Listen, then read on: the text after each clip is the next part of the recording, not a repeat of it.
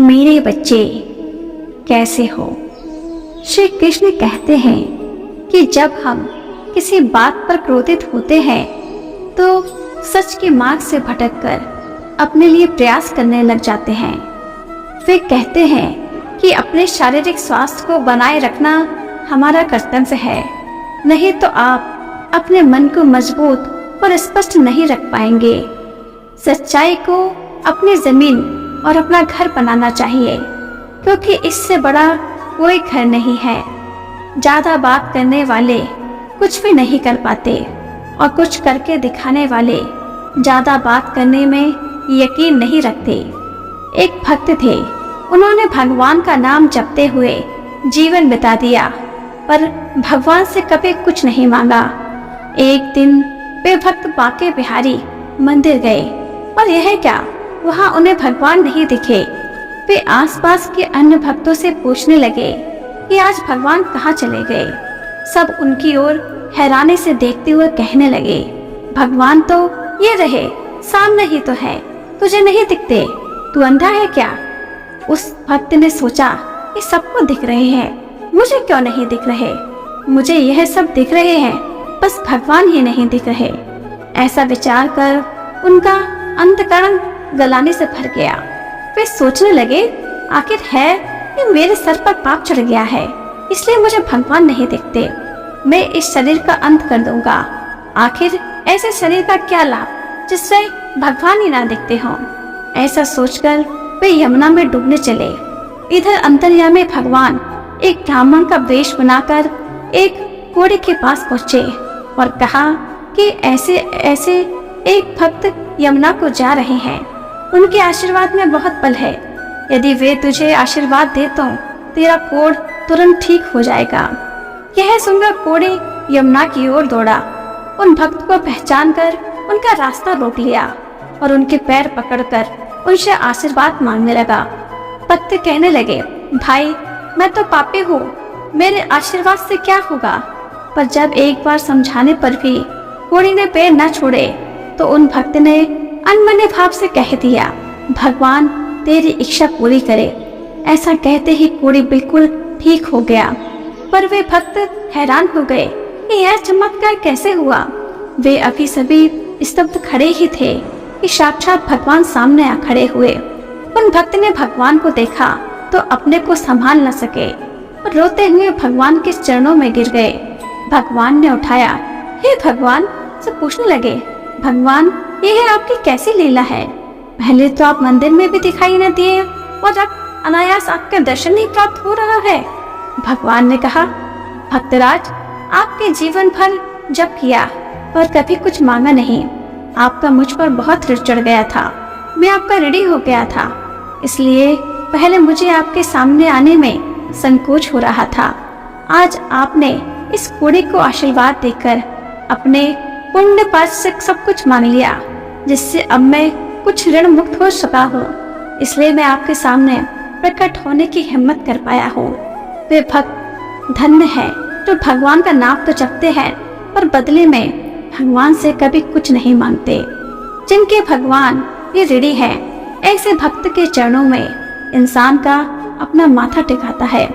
अच्छे कार्यों में अपना मन लगाए और इसे बार बार करे तो आप खुशी से भर जाएंगे।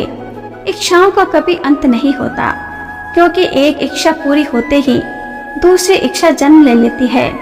असली समस्या यह है कि हमें लगता है कि हमारे पास काम करने के लिए बहुत समय है।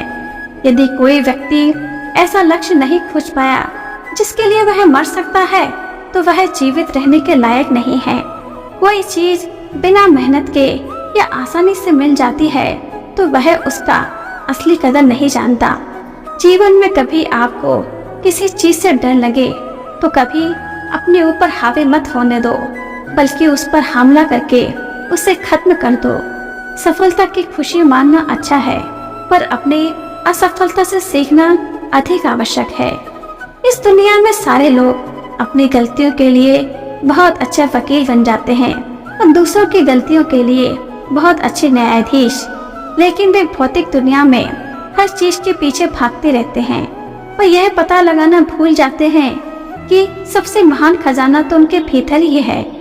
मैदान में हारा हुआ इंसान फिर से जीत सकता है, लेकिन मन से हारा हुआ इंसान कभी नहीं जीत सकता। परेशानी में कोई सलाह मांगे तो सलाह के साथ साथ उसे कुछ दे देना चाहिए, क्योंकि सलाह गलत हो सकती है। त्याग के बिना कुछ भी पाना संभव नहीं है, क्योंकि एक सांस लेने के लिए दूसरी सांस छोड़नी पड़ती है। समय सबको मिलता है जीवन बदलने के लिए, पर जीवन दोबारा नहीं मिलता। जब तुम गिरोगे तब तुम्हें उठने वाले हाथ से ज्यादा तुम पर हंसने वाले चेहरे होंगे। असफलता के पीछे सफलता छिपी होती है, इसलिए निराश होने पर भी कोशिश करना बंद नहीं करना चाहिए। नाराजगी के विचारों को भुला देने से क्रोध भी गायब हो जाता है।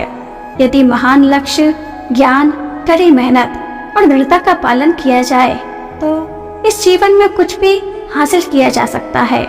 अंत में यही चीज सबसे ज्यादा मायने रखती है कि आपने कितने अच्छे से प्रेम किया, अपने जीवन को कितना भरपूर जिया और आपने कितनी गहराई से लोगों की गलतियों को माफ किया।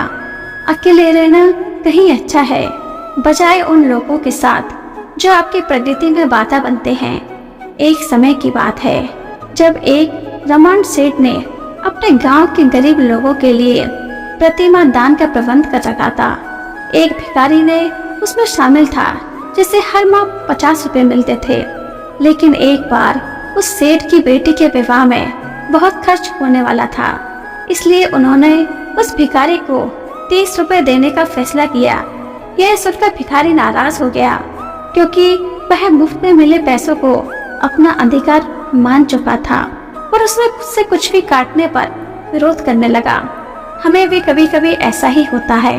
हम भगवान से केवल सुख और दुख के निवारण के लिए ही प्रार्थना करते हैं, लेकिन उन्हें धन्यवाद देने के लिए कभी नहीं जाते। हमें अपने जीवन में आई सुख सुविधा के लिए भी भगवान का शुक्रिया अदा करना चाहिए। मक्खन, दही और छाछ एक ही वंश के हैं, लेकिन उनकी कीमत अलग अलग है, और यह इसलिए है क्योंकि उनका मूल्य जन्म से नहीं बल्कि उनके गुणों और कर्मों से निर्धारित होता है। सीखना ही सच्चा ज्ञान है। कुछ चीजों को नजरअंदाज करना ही ज्ञान है। आप सब्र करें और भगवान पर विश्वास रखें, वह आपके लिए कोई चमत्कार कर सकता है। चिंता मत करो, क्योंकि एक दिन भगवान आपको मुस्कुराहट लौटा देंगे। यदि आप किसी के लिए निस्वार्थ कुछ अच्छा करते हैं तो आपके लिए कुछ बहुत अच्छा हो रहा होगा। लोग आपकी आलोचना कर सकते हैं, लेकिन परवाह मत करो, क्योंकि इंसान केवल वही दे सकता है जो उसके पास होता है। एक दिन बिना शिकायत के बिताए वो शांति से खुशी ढूंढे। लोगों को फर्क नहीं पड़ता कि आप खुश हैं या नहीं, उन्हें बस यह फर्क पड़ता है कि आप उन्हें खुश रखते हैं या नहीं। जब हम किसी के लिए निस्वार्थ भाव से कुछ अच्छा करते हैं तो यह केवल उस व्यक्ति के लिए नहीं बल्कि हमारे लिए भी लाभकारी होता है। यह एक प्रकार का कर्म है जो हमें सकारात्मक ऊर्जा और संतोष प्रदान करता है। लोग हमारी आलोचना कर सकते हैं तो, लेकिन हमें उसकी परवाह नहीं करनी चाहिए। इंसान वही दे सकता है जो उसके पास है, और उसकी आलोचना अक्सर उनके अपने अनुभवों और सीमाओं का परिणाम होती है। एक दिन किसी शिकायत के बिताना हमें आंतरिक शांति और खुशी की खोज में मदद करता है। यह महत्वपूर्ण है कि हम अपने जीवन में खुशी को प्राथमिकता दें, क्योंकि लोगों को इस बात से ज्यादा फर्क नहीं पड़ता कि हम खुश हैं या नहीं। उन्हें बस यह देखना है कि हम उन्हें खुश रखते हैं या नहीं। इसलिए हमें अपने भीतर की खुशी को पहचानना और उसे बनाए रखना चाहिए, ताकि हम दूसरों को भी खुश रख सकें। इस प्रकार जीवन में संतुलन, धैर्य और निस्वार्थता का महत्व है, जो हमें न केवल व्यक्तिगत रूप से बल्कि सामूहिक रूप से भी आगे बढ़ने में मदद करता है।